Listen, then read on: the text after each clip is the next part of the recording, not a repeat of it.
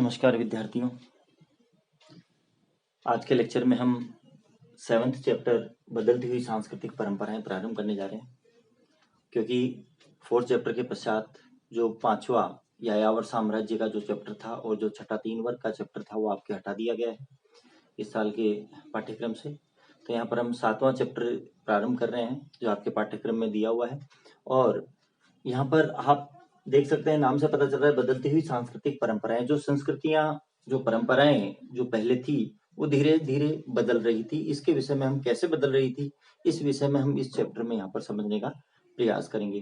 देखिए, 14वीं शताब्दी से लेकर के और 17वीं शताब्दी के अंत तक यूरोप के बहुत सारे ऐसे देश थे जहाँ पर नगरों की संख्या बढ़ रही थी। नगर अर्थात शहर बस रहे थे, नए नए शहर, नए नए नगर बस रहे थे। ऐसे में इन नगरों में यहाँ पर यूरोपीय देशों के अंतर्गत एक तरह से नई नगरीय संस्कृति विकसित हो रही थी। और जो नगर में रहने वाले लोग थे वो अब ये सोचने लगे थे कि वो गांवों के लोगों से अधिक सभ्य है, अधिक समझदार हैं। इसके साथ साथ नगरों को शासकों और अन्य जो धनाढ्य व्यक्ति थे उनका भी सहयोग मिला, उनसे भी सहायता मिली, जिससे उनका और अधिक विकास हुआ।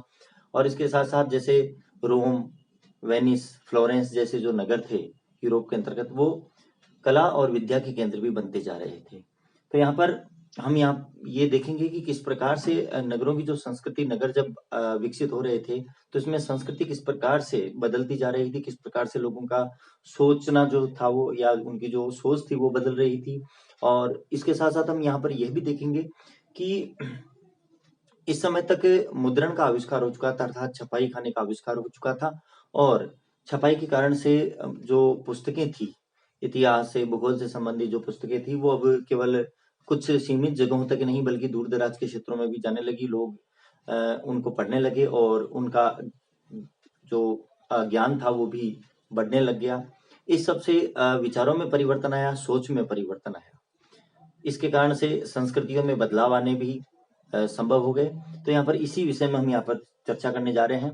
और देखिए, यूरोप के अंतर्गत जो ये जो परिवर्तन हो रहे थे, इन परिवर्तनों को आगे चल करके रेनेसा अर्थात पुनर्जागरण नाम दिया गया था। तो यहाँ पर इस सब की चीजें हम आगे बात करेंगे। फिलहाल हम यहाँ देखते हैं कि जो इटली था, तो इटली के नगरों का पुनरुत्थान कैसे हुआ। हम जानते हैं कि पहले रोमन साम्राज्य के अंतर्गत इटली एक बहुत सुविकसित देश था, जहां पर व्यापार के माध्यम से बहुत ही जो संस्कृति थी बहुत ही उच्च कोटि की हो चुकी थी। तो यहाँ पर बाद में जब धीरे धीरे इटली, वो रोमन साम्राज्य का जब पतन हो गया तो इटली के नगरों का भी धीरे धीरे पतन हो गया था। तो इसी विषय में हम यहाँ चर्चा करेंगे और उसके बाद में कैसे उनका पुनरुत्थान फिर से हुआ, इस विषय में हम आज यहाँ चर्चा करने जा रहे हैं। थोड़ा समझने का प्रयास कीजिए। देखिए, पश्चिमी रोम, रोम जो इटली की राजधानी है, तो जो पश्चिमी रोम साम्राज्य के पतन के बाद इटली के राजनीतिक और सांस्कृतिक केंद्रों का विनाश हो गया।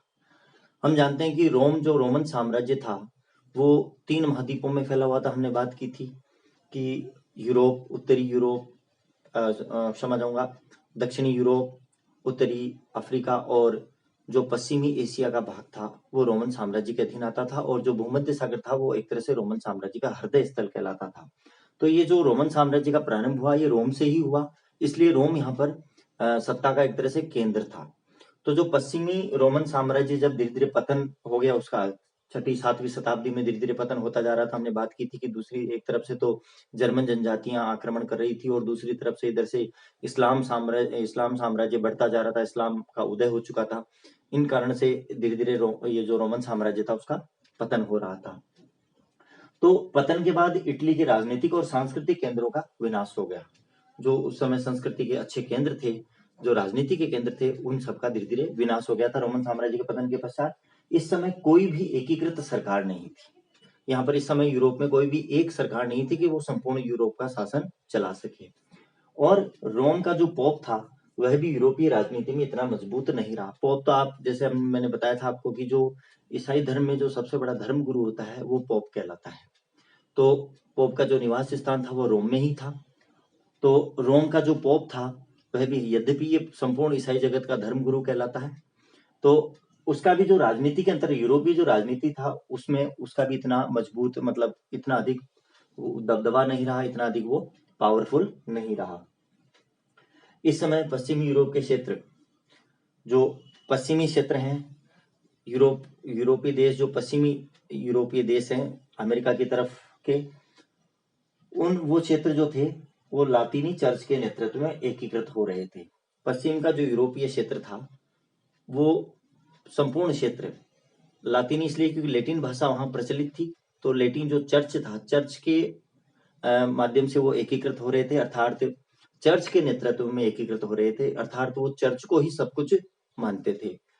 दूसरी तरफ और पूर्वी यूरोप जो था दूसरी तरफ वो बाइजेंटाइन साम्राज्य में बदल रहा था। हमने बात की थी कि रोमन साम्राज्य का जब पतन हुआ तो धीरे धीरे रोमन साम्राज्य सिकुड़ गया था, छोटा हो गया था, और एक छोटा सा केवल हम कह सकते हैं कि पूर्वी यूरोप के अंतर्गत ही छोटे क्षेत्र पर उसका अधिकार रह गया था, तो उसे बाइजेंटाइन साम्राज्य कहा गया था।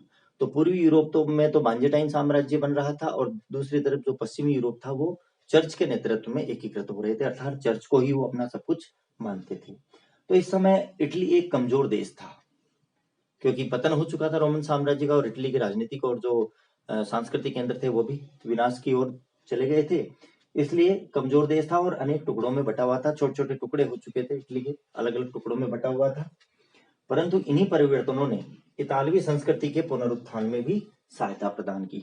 लेकिन ये सब जो परिवर्तन हो रहे थे, जैसे पश्चिम यूरोप में चर्च के नेतृत्व में एकीकृत हो रहा था पश्चिमी यूरोप, और दूसरी तरफ बाइजेंटाइन साम्राज्य तो जो था वो विकसित हो रहा था, तो और इटली के जो टुकड़े हो रखे थे, इन सब परिवर्तनों के कारण से धीरे धीरे कुछ ऐसे परिवर्तन हुए जिसके कारण से फिर से एक बार इटली सांस्कृतिक और राजनीतिक गतिविधियों का केंद्र बनने के लिए अग्रसर हुआ। तो कैसे हुआ देखिए, कैसे सहायता प्रदान की। जो बाइजेंटाइन साम्राज्य था, जो पूर्वी यूरोप का क्षेत्र था, और इस्लामी जो देश थे, उनके बीच व्यापार के बढ़ने से इटली के तटवर्ती बंदरगाह पुनर्जीवित हो गए। बाइजेंटाइन साम्राज्य और इस्लामी जो साम्राज्य था, दोनों की सीमाएं एक दूसरे से लगती थी। दोनों के मध्य जब व्यापार बढ़ा, तो व्यापार के बढ़ने से जो हम जानते हैं कि इटली की जो स्थिति है, भौगोलिक स्थिति, वो भूमध्य सागर में है। तो यहाँ पर लगभग इटली के बहुत सारे जो तटवर्ती बंदरगाह हैं उन्हीं के माध्यम से व्यापार होता था, अधिकांशतः प्राचीन काल से ही। तो ये जो बंदरगाह थे, इनके माध्यम से व्यापार फिर से पुनर्जीवित हो गया। तो जो बंदरगाह थे वो भी पुनर्जीवित होने लगे, अर्थात इटली फिर से एक बार व्यापार का केंद्र बनने की ओर अग्रसर होने लग गया। इसी के साथ साथ 12वीं शताब्दी से जब मंगोलों ने चीन के साथ रेशम मार्ग से व्यापार प्रारंभ किया, मंगोलों का यद्यपि चैप्टर हमारे यहाँ हटा दिया गया है अभी वर्तमान में पाठ्यक्रम से। मंगोल जो थे चंगेज खान के नेतृत्व में मंगोलिया क्षेत्र जो चीन और रूस के मध्य में पड़ता है, मंगोलिया क्षेत्र के अंतर्गत ही मंगोल जनजाति कभी निवास करती थी, और चंगेज खान के नेतृत्व में इन्होंने एक बहुत बड़ी राजनीतिक शक्ति प्राप्त कर ली थी। और देखा जाए तो चंगेज खान के समय से ही एक बहुत बड़ा साम्राज्य, मंगोल साम्राज्य स्थापित हो गया था, जो यूरोप के क्षेत्रों तक फैला हुआ था। संपूर्ण हम कह सकते हैं कि पूर्वी जो समझ आऊंगा पश्चिमी जो एशिया है वहां से लेकर के, और मंगोलिया से लेकर के, और एक तरह से पश्चिमी यूरोप के क्षेत्रों तक ये साम्राज्य फैला हुआ था। तो काफी दूरी में ये साम्राज्य फैला हुआ था, जिसके विषय में हम बीच में छोड़ चुके हैं। उसका जो चैप्टर था वो हमारे यहाँ हटा दिया गया है। तो जो मंगोल साम्राज्य था, जब मंगोलों ने चीन के साथ रेशम मार्ग से व्यापार प्रारंभ किया तो यूरोप तक फैले हुए थे। तो यूरोपीय जो लोग थे वो रेशम मार्ग, मैंने आपको बताया था कि एक 3 मार्ग थे व्यापार के पश्चिमी और पूर्वी देशों के बीच के, एक तो लाल सागर का, एक फारस की खाड़ी का, और एक रेशम मार्ग। रेशम मार्ग जो था वो पश्चिमी एशिया होते हुए स्थल मार्ग था। तो यहाँ से जब मंगोलों ने चीन के साथ व्यापार प्रारंभ किया रेशम मार्ग से, तो इसके कारण पश्चिमी यूरोपीय जो देश थे उनको व्यापार को भी बढ़ावा मिलने लग गया। तो धीरे धीरे यूरोप का जो व्यापार था वो पूर्वी देशों के साथ बढ़ने लग गया, जिसके कारण से धीरे धीरे जो पश्चिमी या कह सकते हैं यूरोपीय जो देश थे, और इसके साथ साथ जो इटली के तटवर्ती बंदरगाह थे, उनमें धीरे धीरे व्यापार की बढ़ोतरी के कारण से धीरे धीरे सांस्कृतिक और राजनीतिक बदलाव आने लगे। नेक्स्ट हम चर्चा हमारे नेक्स्ट लेक्चर में करेंगे। धन्यवाद।